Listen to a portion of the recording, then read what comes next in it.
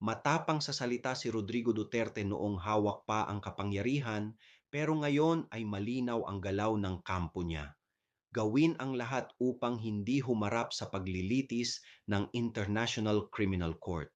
Mula sa paulit-ulit na pagkwestiyon sa jurisdiksyon hanggang sa paggiit na sarado na ang kaso, malinaw na estratehiya ang pahabain ng usapin at ilayo ang sarili sa hustisya. Para sa atin na may pakialam sa buhay at dangal ng tao, hindi ito simpleng legal na taktika.